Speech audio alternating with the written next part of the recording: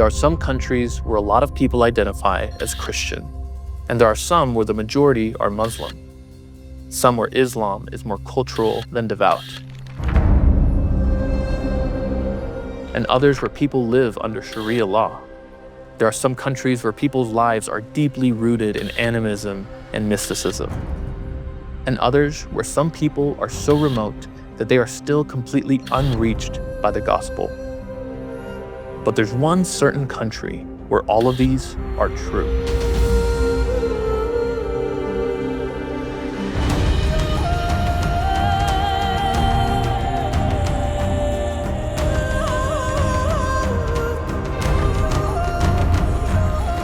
You might be wondering, how is that even possible? How can one country be a land of mosques and churches, of imams and missionaries, of devotion and nominalism, of materialism and mysticism? It's a country that's relatively reached and incredibly hard to reach at the same time. My name is Steven Morales, and I want to know how the most populous country in Southeast Asia, one that was originally mostly Hindu, came to have the most Muslims of any nation on earth. Like, how does that even happen? While also being home to millions of Christians and people from other religions. How did Indonesia become one of the most religiously diverse places in the world, and yet still today have millions of people unreached by the gospel?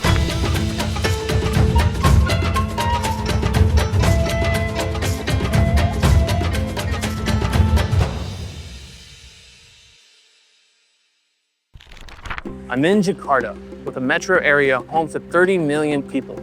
It's a massive city in a massive country. And I didn't realize this before I got here, but Indonesia is the 4th most populous country in the world, right after India, China, and the US. And if you want to get an idea of how big this city is, you just have to take a look at this mosque. This is Istiqlal, the Independence Mosque. It's one of the largest mosques in the world. It's 5 levels high with a complex that can hold at least 120,000 people. It was finished in 1978, during a time when the number of Indonesians identifying as Muslim was rising. And just in the last century, the number of Muslims in Indonesia has doubled. Earlier this year, one study reported that Pakistan has now surpassed Indonesia as the nation with the highest number of Muslims. But for years, Indonesia held the title as the most Muslim nation on earth. So when you step out of a massive mosque like this, if you wouldn't imagine that literally across the street, you would find a Catholic church, and just 10 minutes away, this. The Messiah Cathedral. It's home to a Protestant megachurch called the Reformed Evangelical Church of Jakarta. It's got the 5 solas of the Reformation spelled out all the way around the building. And this is where we begin to see the strange dichotomy. While Indonesia has a huge number of Muslims, it also has the 2nd largest number of Christians in Southeast Asia. That's nearly 30 million people. To put that into perspective, there are more self-identified Christians in Indonesia than there are people in the whole country of Australia. But how does this all work? I mean, you don't see Protestant megachurches in Iran or Afghanistan, but that's kind of the point. Indonesia isn't like a lot of other predominantly Muslim countries. It's kind of its own world. But in order to understand the religious landscape of Indonesia, we have to start with the country's physical landscape. Indonesia is a massive archipelago. The nation of Indonesia is actually a vast chain of 17,000 islands, with nearly 280 million people inhabiting an estimated 6,000 of them. The islands straddle the equator, putting Indonesia in both the northern and southern hemispheres. About half the population lives on the island of Java. It's not the biggest island in the country, but it's definitely the most populated. It averages 2,600 people per square mile, making it one of the most densely populated places in the world.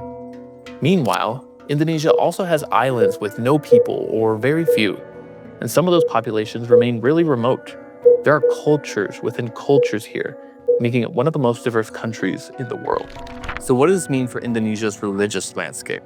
Well, let's hop on over to a little island you've probably heard of before.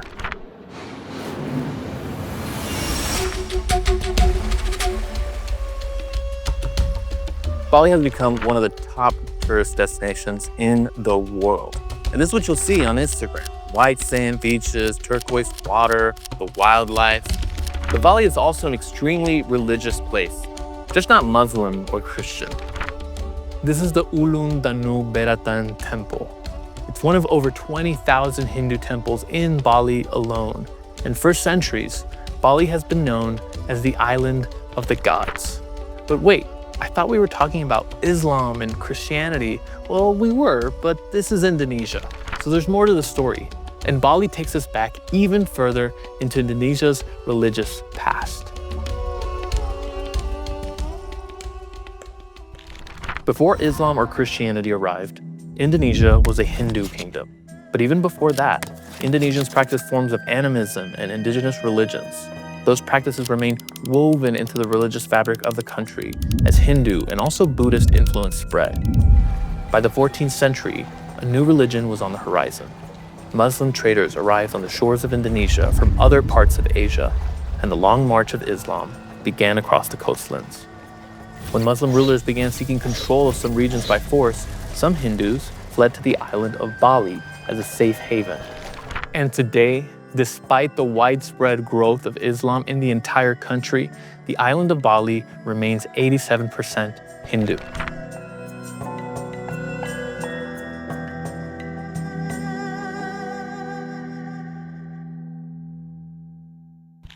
So Hinduism has been here from the beginning. Islam came in with force. We're starting to see now how this place is becoming a melting pot for religions. But when did Christianity arrive? In the 1500s, Catholic missionaries arrived as Portugal colonized Indonesia. Then, in 1605, the Netherlands defeated Portugal and expelled Catholic missionaries from Indonesia. This began a long period of Dutch colonization and a deep influence from the Dutch Reformed Church. German Lutherans arrived in the 1800s, but the biggest period of Christian growth came in the 20th century as many Protestant missionaries arrived.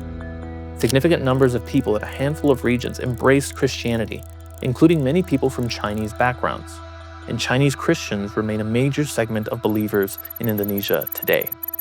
Still, the influence of Islam grew far larger than Christianity and became the dominant religion claimed by Indonesians by the end of the 20th century. Today, about 242 million Indonesians identify as Muslim in the fourth largest nation on earth. So you have Hindus in Bali. Islam is now heavily present in Indonesia. You have notable pockets of Christianity, and you have smaller numbers of people who practice Buddhism or Confucianism. But here's the thing. It's one thing to check any of these major religions on your ID card, but peel back a layer, and you'll find that most people actually hold a second, more hidden belief system, one that touches every part of life: supernaturalism, or similarly, animism. When I talk to my neighbors, they're worried about the spirit guide cursed my wife and now she can't get pregnant. Or I can't cross this bridge because someone died there and their spirit is there and they're gonna curse me.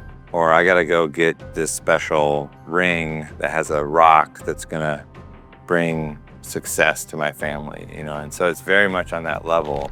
This is Henry.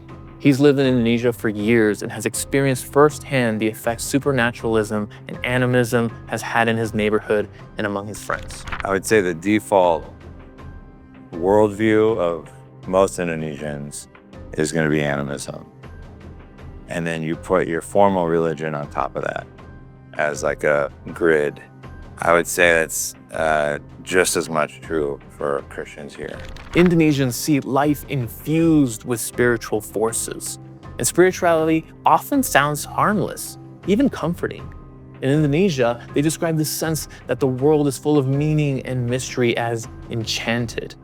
But this belief cuts both ways. If spirits are behind the blessings in your life, they're also behind your suffering. Every sickness, every calamity, every unexplained loss might be a sign that something or someone has turned against you. And this means that for centuries, Indonesians have lived not just in wonder, but in fear.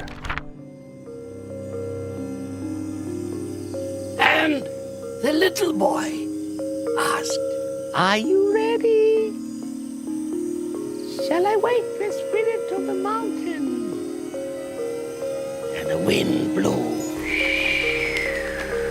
and the sea rose, and the spirit appeared. Many lifetimes I have slumbered under the mountain.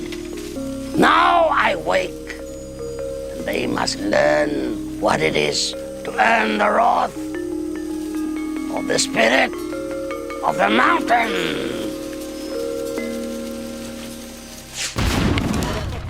This historical drama gives you a picture of what people felt when tragedy struck. On August 26, 1883, Krakatoa erupted with unimaginable force, wiping out entire towns and killing over 36,000 people in less than 2 days. There are many stories about the mountain, about how the spirit of the mountain broke the land into pieces and sunk into the sea, and it was reborn out of the sea, and some people say how it will come again, to destroy. It was one of the deadliest natural disasters in human history. But this isn't just a story from the past. Indonesia still suffers disaster after disaster. And in every generation, the same haunting questions rise. What have we done to deserve this? Why are the spirits angry with us? And will they do it again?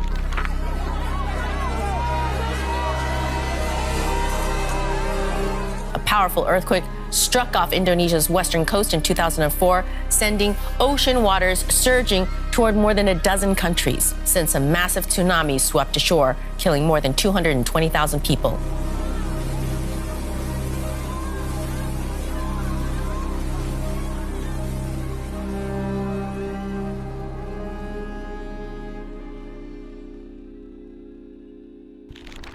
Indonesia may feel enchanted, but it's also spiritually complex. Alongside deep religious tradition, there's fear of spirits and unseen powers. Many claim a religion, but it's hard to know how many truly follow. So what happens when someone in a place like this does follow Jesus with their whole life? To understand, we'll need to go straight to the source and talk to some Indonesian believers themselves.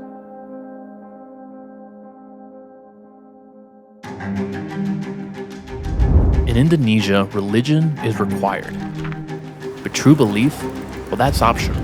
It says Christian in your KTP card, in your ID card, but they haven't really encountered a saving relationship with Christ, although they did grow up in a churchy environment. Unity among different religions is the law. And sharing your faith can mean risking everything. People get upset, not necessarily because you're imposing your worldview on them. It feels like you're betraying this thing, this glue that's kept us all together. So what happens when faith is just a box you check and the truth becomes a threat?